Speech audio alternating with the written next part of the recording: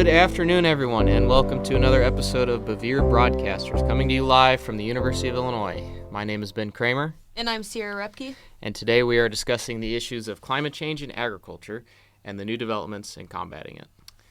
So we're excited to have you guys join us today. Me and Ciara have been researching this topic for a while now, not just because it's important, but it's also essential for the future of agriculture. That's right. Climate change is one of the biggest challenges we face, and its impacts are felt across every aspect of life. From extreme weather events to shifting agricultural zones, the stakes couldn't be higher. But there is a solution, and that's where regenerative agriculture comes in. Absolutely. Regenerative agriculture is all about working with nature rather than against it. It basically focuses on practices that restore soil health, increase biodiversity, and ultimately help fight whether Mother Nature throws our way. It's an approach that benefits not just the environment, but also the farmers and communities involved. Probably the biggest benefit for agriculture is the ability to reverse some of the damage done over the years. For instance, practices like cover cropping, crop rotation, and agroforestry can dramatically improve soil structure and fertility. By far, this is the biggest motivator for farmers. If they can increase their profitability through yields while practicing regenerative agriculture, I think we should see a major following from farmers. Speaking of farmers, we'll be sharing some inspiring statistics and stories from those who are implementing these practices and seeing real change in their communities. Absolutely. Highlighting the voices of those in the industry is crucial. And for your listeners out there, don't think that this is just limited to farmers. You too can practice these ideas in your own life. That's right. Whether you have a backyard garden or just a few houseplants, there are regenerative practices you can apply. We'll be sharing some tips on composting, planting native species, and even how to support your local farmers who practice regenerative agriculture. Yep. Well, let's not keep the listeners waiting any longer. Let's jump right into it. All right, let's start with the three big benefits of regenerative farming: healthier soil, improved infiltration and biodiversity, and healthier yields. But to get there, we need to take a look at the 6 core principles that guide these practices. So let's break those down. Principle number 1, understanding the context of your farm operation. Yes, this is all about taking a step back and really understanding everything that affects your farm, from climate and soil health to your personal goals and even family dynamics. Without this understanding, it's going to be really hard to make decisions that are sustainable or beneficial in the long term. Yeah, so this principle varies for each farmer. Clearly, there is not one exact same plan that every farmer follows. Everyone's going to be unique. And so it is very important for the farmer to understand the context of their own operation and adjust from there. Absolutely. That's why regenerative farming isn't one size fits all. Now let's move on to principle number 2, minimize soil disturbance. This one's crucial, isn't it? Yeah, this is more crucial than some take it to be.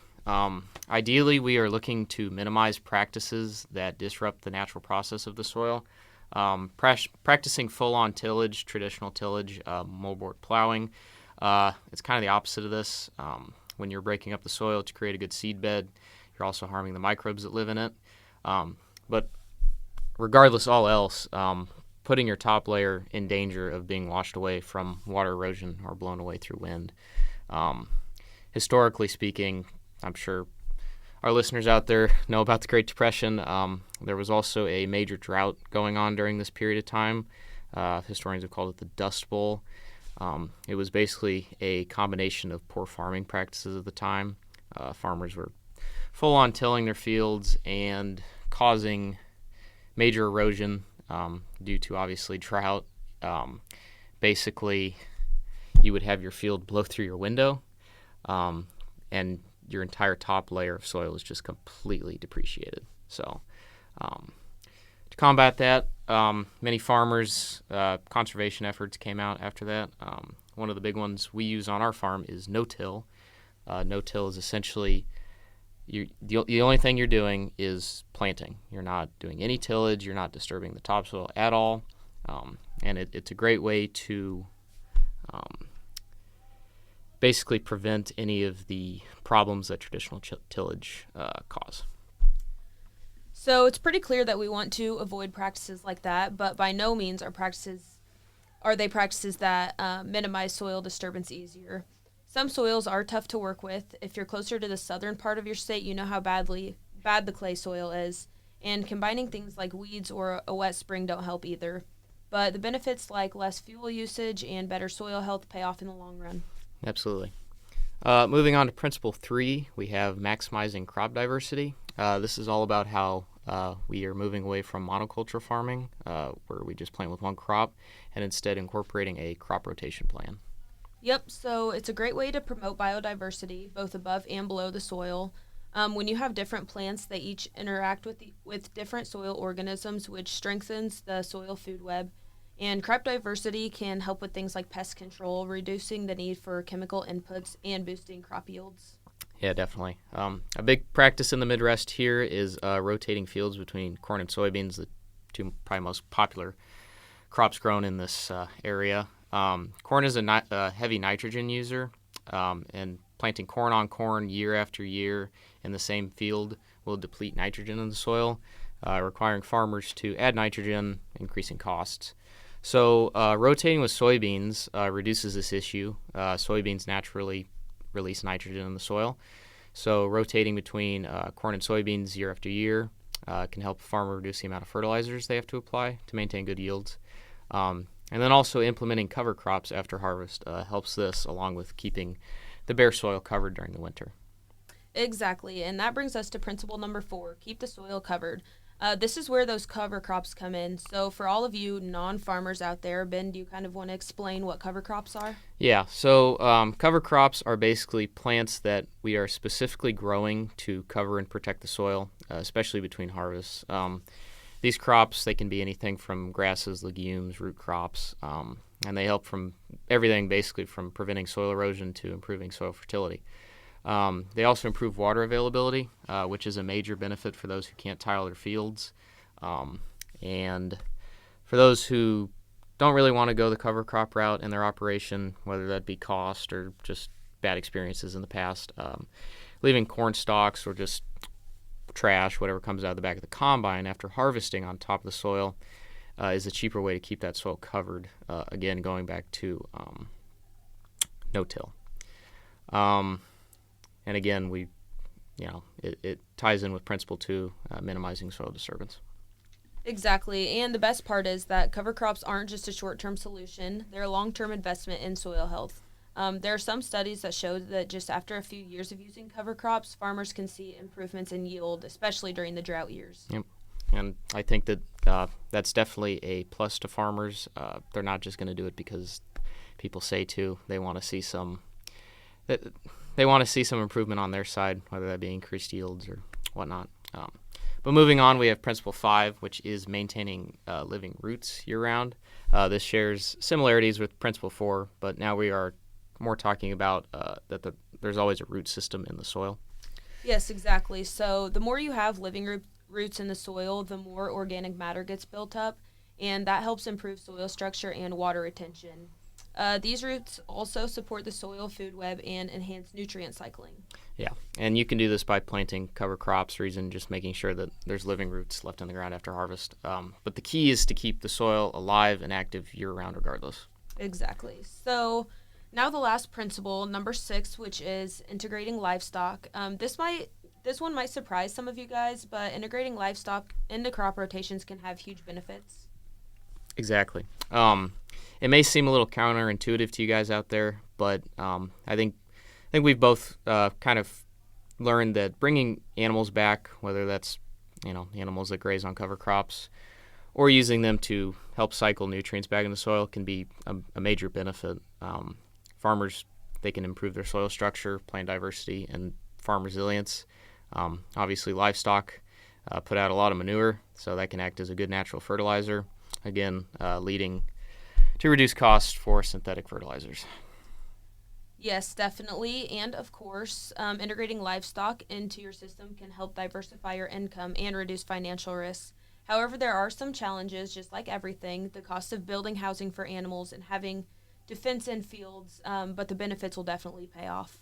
Yeah, absolutely. And obviously for a lot of farmers, I'm sure you've driven by, obviously most fields are not fenced in anymore, but I feel that if we can bring that back, I think we would have a good balance, and that's really what makes regenerative agriculture what it is. Yep, I totally agree. And while the transition to regenerative practices can take time and effort, the long-term rewards are well worth it. Healthier soils, more diverse ecosystems, and more resilient farms. Yeah. So whether you're a farmer or just someone who cares about the environment, regenerative agriculture is definitely something we all need to be paying attention to. Yes, definitely. So moving on to our next kind of conversation, it's very clear that this movement is picking up steam both on the farm and in the media. Yeah. So just recently, a new survey from Bayer found that nearly all farmers who are adopting at least some regenerative agricultural practices.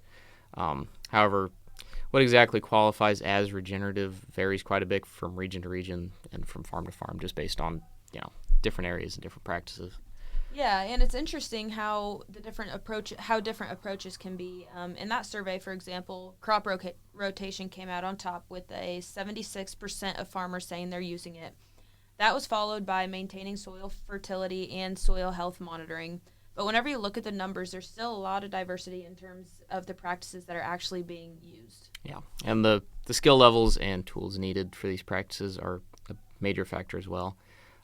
It's not just about having the right knowledge, but it's also about having the right equipment, which can be a barrier for some farmers who obviously don't have that equipment currently. It can be a little daunting to invest in that. Absolutely. And that's something we're seeing more and more in the media. For example, big companies are really starting to push regenerative ag into the mainstream. Last year, Kevin O'Donnell from General Mills made a huge commitment, pledging to roll out regenerative practices on 1 million acres of farmland by 2030. And he did state that that's only the beginning for the company. And that's a massive commitment. But it's a good sign of how big businesses are starting to recognize the potential of regenerative agriculture. But as we know, it's not just up to the farmers, the businesses that are in the food and agriculture supply chain. They need to align their incentives and offer support for these practices. Exactly, and we're seeing that through initiatives like OP2B, and for those of you who don't know, that is One Planet Business for Biodiversity. Since it launched in 2019, this coalition of the 26 companies has already invested $3.6 billion into regenerative agriculture. They're working with around 300,000 farmers, and their goal is to implement regenerative practices on a whopping 12.5 million acres of land by 2030. To put that into perspective for you guys, that's roughly the size of England. Yeah, and England isn't small. So on top of the food side of things, companies like Pepsi are also getting on board. They've made it clear that regenerative farming is a key part of their climate strategy. Margaret Henry, PepsiCo's VP of Sustainable and Regenerative Agriculture, she mentioned that they're working with farmers on 7 million acres globally and are pushing to hit that target by 2030.